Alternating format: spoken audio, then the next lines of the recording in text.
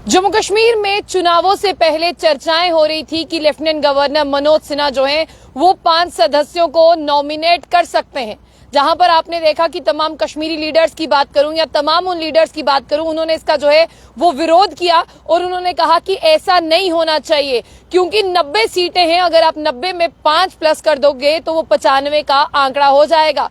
तो इसलिए यह भी कहा गया था कि लेफ्टिनेंट गवर्नर मनोज सिन्हा के इस डिसीजन को लेकर जो उन्हें पावर्स दी गई हैं, हम सुप्रीम कोर्ट जाएंगे। सुप्रीम कोर्ट के हवाले से एक बड़ी खबर है, वो मैं आप लोगों के लिए बता दूं। अगर आप जम्मू कश्मीर में रहते हैं तो आपको सबसे पहले ये जानना होगा कि 90 सीटों के चुनाव जो है वो कंप्लीट हो चुके हैं और उसके बाद में अब बारी आती है कि लेफ्टिनेंट गवर्नर मनोज सिन्हा जो है वो 5 सदस्यों को नॉमिनेट कर सकते हैं, जिनमें 2 कश्मीरी पंडित होंगे और जिस तरह से मैं आपको बता दूं कि इसमें 2 महिलाएं भी हो सकती हैं और एक पीओजेके से जो है वो ताल्लुक रखने वाले होंगे। लेकिन फिलहाल आपको बता दें कि एक पिटीशन जो है वो सुप्रीम कोर्ट पहुंचती है और आज के दिन, आज सोमवार है, उनकी प्ली को जो है वो रिजेक्ट कर दिया जाता है और कहा जाता है कि ये सही रास्ता नहीं है। यानी आपको हाई कोर्ट से आना है, आप सीधा सुप्रीम कोर्ट पे अपनी पिटीशन फाइल नहीं कर सकते हो। इसीलिए आपने रास्ता जो है वो गलत चुना है। आपने एक स्टेप जो है फॉरवर्ड लिया है, आपको बैकवर्ड जाना होगा। पहले आपको इस केस को लेकर जो है वो हाई कोर्ट में जाना है और हाई कोर्ट में अगर आपके केस का कुछ नहीं बनता है तो आप सुप्रीम कोर्ट आ सकते हैं, लेकिन आप डायरेक्टली जो है सुप्रीम कोर्ट नहीं आ सकते। इसीलिए आज के दिन अगर बात करते हैं तो इस प्ली को जो है वो रिफ्यूज कर दिया गया है।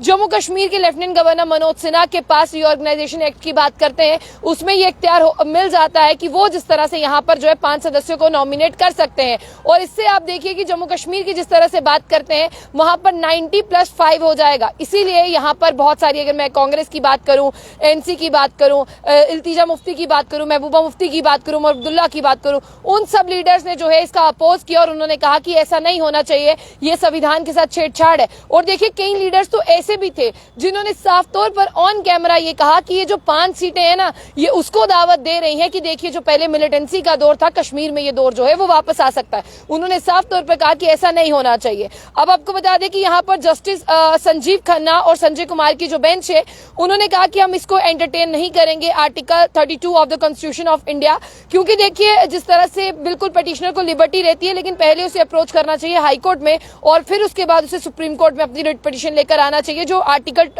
226 कॉन्स्टिट्यूशन ऑफ इंडिया का कहता है।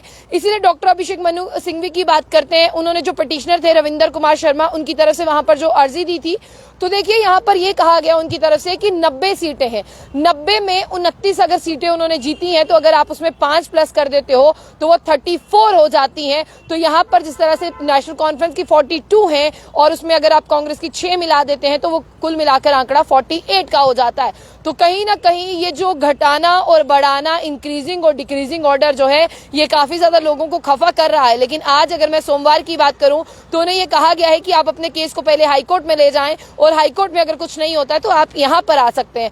इसीलिए मैं आपको बता दूं कि जस्टिस सिंघवी है, उनकी तरफ से भी ये रिक्वेस्ट की गई थी कि ज्यादा टाइम जो है वो हाईकोर्ट में ना लगाया जाए, क्योंकि लोगों के अधिकारों का हनन हो रहा है। जिस तरह से अभी कुछ देर पहले मैंने आपको खबर बताई कि जो कांग्रेस लीडर पी चिदम्बरम है, उन्होंने भी यहाँ पर कहा है कि देखिए लोगों ने बता दिया कि वो किसकी सरकार को चुन रहे हैं। ऐसे में जो लेफ्टिनेंट गवर्नर मनोज सिन्हा के पास पावर है, वो कहीं ना कहीं लोगों का मजाक उड़ाती हैं। वो इसीलिए मजाक उड़ाती हैं कि लोगों ने अपने वोट का इस्तेमाल कर लिया, सरकार बन गई, लेकिन कर कुछ नहीं सकती सरकार। तो फिर कुर्सी पे बैठने वाली सरकार को आपको क्या करना है जब वो लोगों के काम नहीं कर सकती? क्योंकि लोगों ने 10 साल से भी ज्यादा इंतजार किया। बच्चे देखिए, अगर बात करते हैं जिसकी उम्र तब 25 साल थी नौकरी पाने की, आज वो 30 से 35 साल का हो गया है। वो ओवर एज हो गया है, ना तो उसके मसलों का हल हो सकता है, ना उसे कोई एज रिलैक्सेशन मिल सकती है।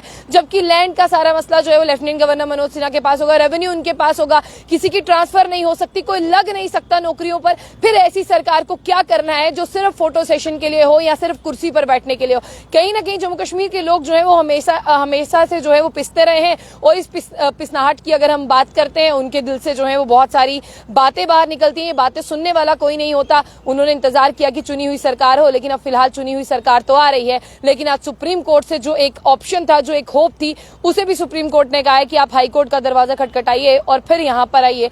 कहीं ना कहीं अब जो है लीडर्स के मुंह पर चुप्पी हो गई होगी और शायद ये इसी प्रक्रिया में ये वक्त आ जाएगा कि जब सरकार बन जाएगी और उमर अब्दुल्ला जो है as a chief minister, as a मुख्यमंत्री जो है वो ओथ ले लेंगे।